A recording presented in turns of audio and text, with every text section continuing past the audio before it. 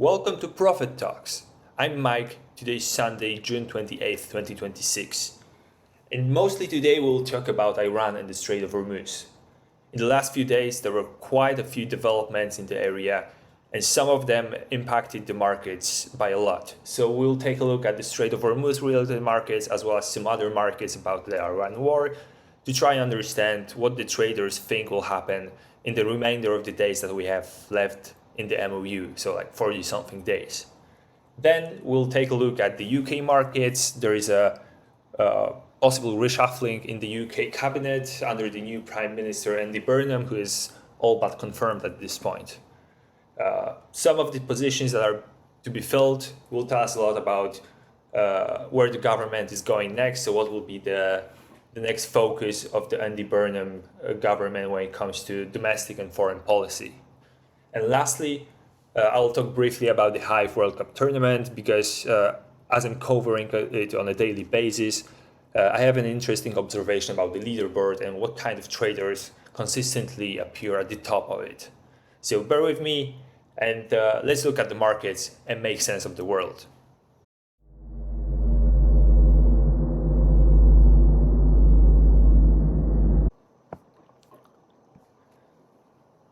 The Strait of Hormuz has been a very chaotic place this week. At the beginning, there were high hopes that we will see at least a partial return of the traffic. The weekend saw an increase in traffic, while on Monday, Tuesday, and Wednesday, we saw a real surge with some trackers showing over 60 daily crossings with ice on, meaning that ship operators and the vessel owners are not really scared to go through the strait, which brought a lot of hopes in a lot of analysts in media, etc., that we will see a sustained uptick in traffic through the strait. And as you can see on the markets, at some point on June 25th, we even reached 53% chance that we will see traffic normalization in the Strait of Hormuz by July 15th. So traders saw the uptick in traffic. There were real high hopes that the traffic will be sustained, especially because the IMO, jointly with Oman and somehow jointly with the US, announced a new corridor through the Omani waters, and a new operation that aimed to rescue a stranded vessel inside the Persian Gulf. So a lot of the traffic that we've seen in the beginning of the week traveled through this waterway, through Omani waters. And this is somewhat in breach of the MOU, as the MOU specified that Iran will be the one coordinating the traffic through the strait in proportion to what is unblocked by the US. So after Wednesday, we had a small development in which one ship using the Omani waters was actually hit by some projectile, supposedly from IRGC. But this still didn't really cause a lot of disruption. Of course, the traffic went down a bit, but it was still somewhere around 40-50 vessels a day. But then something interesting happened on the other side of the Middle East. And I want to connect those two events because everything revolves around the Islamabad memorandum, right? So then we learned that Israel, the US, and Lebanon has signed something they call a framework agreement. And this is somewhat the correct name because it's definitely not a peace agreement. So in this agreement, essentially, Lebanon agrees to cooperate with Israel and the US in trying to regain its monopoly on arms and total complete sovereignty over their territory. So essentially, what they are trying to say there is that they want Israel and the US to help them disarm Hezbollah and regain territory that Hezbollah effectively controls. So to sum it up in one sentence, what this framework agreement really means is that Lebanon, Israel, and the US jointly declare war on Hezbollah. this is what happened. And shortly after this framework agreement was announced and published in the media, we saw real escalation in the Strait of Hormuz. And what I mean by that ever since this agreement was published, or has been published, we've seen constant strikes inside and around the Strait of Hormuz and the Persian Gulf. And simply because Iran must be really furious about this MOU, because technically it doesn't really breach this framework agreement, because technically this Lebanon framework doesn't breach any clause in the MOU, because the MOU specifies that there should be peace in Lebanon and respect of their sovereign territory and control. So from the US and Israel perspective, the government of Lebanon is the entity that is supposed to govern over the whole territory of Lebanon. And now they signed a framework agreement with them to try and help them regain control over the territory they currently don't control. So in essence, they are helping them achieving what the MOU specifies. Obviously, for Iran, this is considered a breach, because what they meant by the clause is that there should be no military activities at all, of all kinds of sorts, in Lebanon. So this is something they're not really happy about, and ever since they learned about it, we have these constant strikes. And ever since then, the traffic has basically stopped. It's back to like pre-MOU levels, let's say. There are still some ships that are trying to cross, but most of them chicken out at the very end. So the traffic is probably back below 20 vessels a day. And especially interesting is that ever since the MOU, the chances of traffic normalization were pretty high. So the initial euphoria was 55%, then we went to the stable 40%. Then, when after a few days nothing happened, we went down and we were trading in the 20s. But starting this week, we had two spikes, so one on June 25th and another one up to 47% on June 28th. Let's go to the weekly chart. You can clearly see those spikes here. And they were on the general hopes that the traffic will go down. But ever since the escalation in the Strait of Hormuz, we are down not to the 20s again, but we are down to 14%. So what I understand by that is that this framework agreement in Lebanon essentially blocked the Strait of Hormuz again, and we will see constant escalations in the region because the Iranians believe that there was a breach in the MOU. And that's, I think, the correct conclusion to derive from the prices here. The price went down to the lowest level ever, and supposedly the Strait of Hormuz is still open. So, in my opinion, this is a clear signal that there are no more hopes that we'll reach 60 ships a day on a 7-day moving average.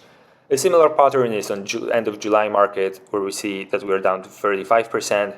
It's not the lowest level ever, but it's still considerably lower than any point since the MOU was signed. So, if Lebanon is so important right now, let's see what kind of markets do we have on Lebanon. And generally, I'm still waiting for some more markets, especially around some deal with Hezbollah and any kind of agreement that can be reached in a shorter period of time than actual elimination of Hezbollah. But now we only have the only market with respectable volume, I would say, is Israel withdrawal from Lebanon. And here we can see that ever since the MOU was signed, the chances went down by a lot. So definitely the IDF is staying in Lebanon by the end of July. So it is by the end of August, where we have currently 8% chance they will leave. By the end of September, we have only 13% chance. As you see, it went really, really low just after the framework agreement. And then we have end of December.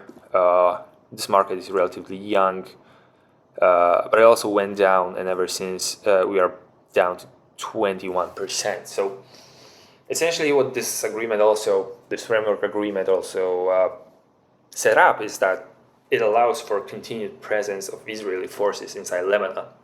This is another thing that probably made Iran furious, and definitely this will be a problem moving forward, especially when it comes to any relief on the oil shortage. And finally, to wrap up this Iran conversation and what we learned in the last few days, we have a market that is very specific on Polymarket. This is US-Iran final nuclear deal. And contrary to all the previous markets, the rules here are very specific, they are very long, and this agreement would need to be the real final agreement when it comes to any nuclear issue. We can expect that any final agreement between the US and Iran will also revolve around the nuclear issue. So this is a perfect proxy, like one-to-one proxy of the overall final deal. And as you can see here, ever since the escalations happened, we are down on the chances. You can clearly see that even at the beginning there might have been some hope, but now it's almost over. The 60 days of the MOU theoretically end, I think, on August 13th. But practically, I think everyone is expecting the negotiations to go way beyond this point, and that's the reason that we don't really have any premium on the date, I would say. But generally, what we see here, the pattern and the rather low prices when it comes to the ES price, even on the long-term markets, tells me that not only is the situation complicated anyway, because even before this week the chances were rather low, but also that the only thing that we added now is another layer of complexity to the whole situation. So ultimately, I think the markets are pretty fairly valued here, with some differences, but generally I think the tendency that we see here, the pattern, is rather correct. The only premium I can see here is between end of September, end of year. I think some traders are accounting for the fact that Trump might want to have a final deal before the midterms. So I think that's the premium. Otherwise, I think this priced really well, and definitely shows us that whatever is happening right now in the Iran war, it's far from over.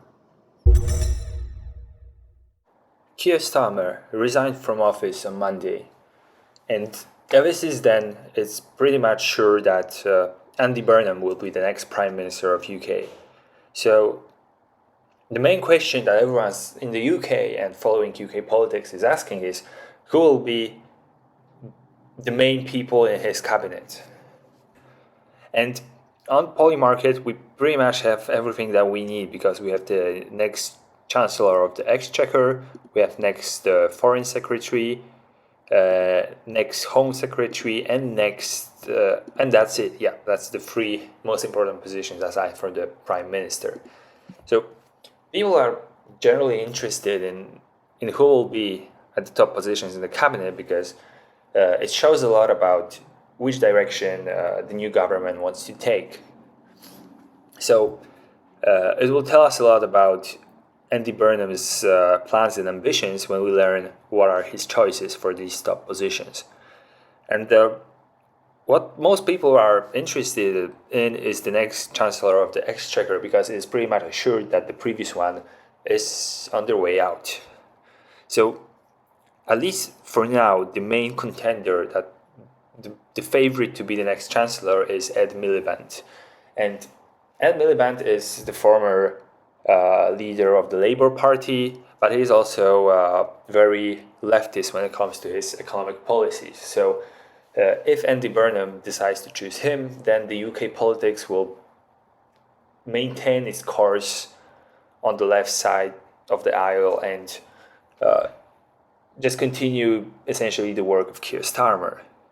However, if he were to choose someone else, someone more balanced, I would say, Then he would signal a departure from the leftist policies of Keir Starmer in favor of a more balanced path for the UK.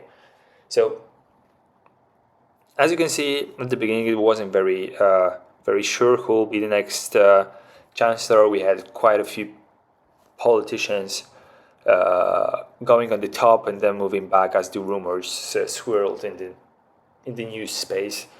But generally, ever since June 26, it's pretty much assured we will have Ed Miliband with 61% chance. So anyone who was hoping that domestically the UK will change a lot, the hope is lost. And it also tells us a lot because Ed Miliband is an ally of Andy Burnham, as far as I can tell. So there's also somewhat a sign that he's looking to tap his top people for the top positions instead of the most qualified people, let's say it that way. So this is probably the most interesting market when it comes to the UK politics. Then we have next Foreign Secretary, but here it's we don't really have a lot of news here. So either people are expecting that the Foreign Secretary will be the same, or that Wes Streeting will take the job, because Wes Streeting, the former ally of Keir Starmer, at some point left the cabinet, signaling that the support for Keir Starmer is ending. Many now speculate that he was promised a better job in the new government, in the new cabinet. So since there's a lot of rumors about Ed Miliband for the Chancellor, the next sensible position would be the Foreign Secretary for him. So he's now sitting at 29% chance versus 51%. There will be no change in the Foreign Secretary position. There are also rumors that Wes Streeting is supposedly going again to the health department. So we'll see. Maybe the people that think that Wes Streeting must have been promised something great to defect from Keir Starmer are right. We will see. This may be a good alpha. I don't know. I'm not on these markets. Then we have the Home Secretary. Here it's pretty much assured we'll have no change. Home Secretary, as far as I know, is pretty well entrenched and runs a pretty good operation. At least that's how she is perceived in the political world. So the expectation is there will be no change there. So to sum it up, Andy Burnham is a new face, but it seems that it will be the same old Labour government that we saw in the last 2 years or so. And that's it when it comes to UK. Now a quick bonus. So Romania, we can do it in the same segment. Romania also has a new government, but here the government needs to be formed. And it's been a few weeks since the whole situation started, so the vote of no confidence went through and the government imploded. And ever since then, the president who is appointing the next prime ministers that then need to get the parliament's approval, he already nominated 3 potential prime ministers, but neither managed to get enough votes in the parliament. If we were to look at all the people, they will appear here, but now we have just the top 4. And because the most recent candidate was Sorin Grindenau, he also failed to secure enough votes for the confidence vote, and we are back to square one. So traders are now unsure who will lead the next government. There's no one new in the rumors. The only thing we know is that Nicol Sordan, so the president of Romania, will do his best to avoid a snap election, and he's now supposedly working with the 2 main parties for them to agree on a minority government, maybe rotational, to maintain Romania's parliament as it is, as there's a risk that when we go to snap elections in Romania, George Simon and his right-wing party will take the most seats and turn Romania's policy somewhat away from the EU. So This exercise that they're actually doing is mostly connected to the fact that they want to remain on the pro-EU path. They don't really want to give away the leadership, and the risk is very high that if we go to snap elections, it will happen. And we will see what will happen for the next few weeks. We'll probably have a few more trials. There will probably appear new people on this market, which is extremely volatile, as all Romanian markets are. But hopefully, rather soon, we will not only see who is the next main contender for the top job, but we should also get a snap election market. That would be interesting to see what the traders think about the snap election in the next few months. Lastly, it's a more prediction market focused segment. I'm covering Hive World Cup tournament as part of my partnership with Hive, and I saw a really interesting thing when I looked at the leaderboard in week 1 and week 2, as we are after 2 rounds of the competition now. So in the previous tournament, various traders generally managed to go on the top. They were trading mention markets, politics, sports, culture markets. So there was a wide variety of traders that went really at the top. Some of them were also crypto traders and are trading crypto up and down markets, which are now banned. But you get the pattern. There was no like a single category of traders that really dominated the group.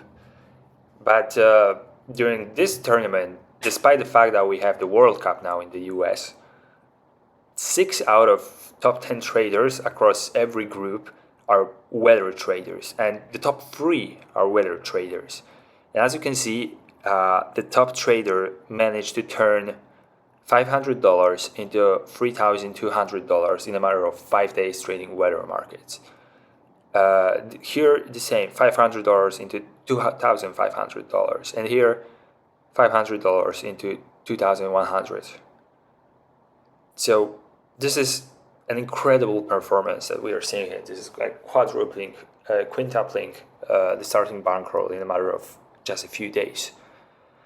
I find it really interesting. It generally must mean that there's real edge and alpha to have in weather markets, and weather markets are mostly highest temperature in different cities around the world markets. So they have daily markets across the whole world, main cities, and they are able to consistently outperform everyone else, which is staggering to me. I'm out of words because it is obvious now that if there is one category of markets that is the most mispriced, it is the weather markets, because there are a few traders, there's a group of traders that are able to consistently print money on those markets. I'm not sure if they have some very advanced models or they know about how different models behave over certain city, certain terrain, certain country.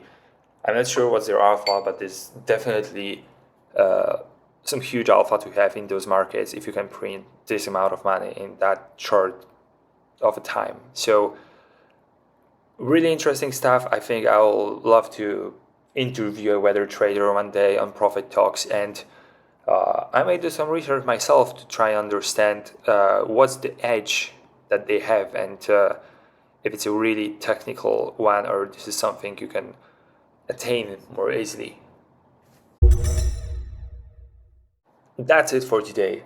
2026 continues to be the most chaotic and volatile year in decades. And amazingly so, we also have prediction markets to help us actually try to peek under the veil and understand what is going on in real time. So thanks for watching. If you like the video, leave thumbs up button, click that subscribe button to help prediction markets spread and Profit Notes as a prediction market research company spread. If you also enjoy my analysis, you should go to profitnotes.com, where I publish deeper, more detailed articles about various global events. And if you just like following day-to-day stuff, you should go on X and follow profit_notes, where I publish daily my thoughts about what's happening in the world and in the industry of prediction markets. So thank you again for watching, and see you next week for another round of Profit Talks.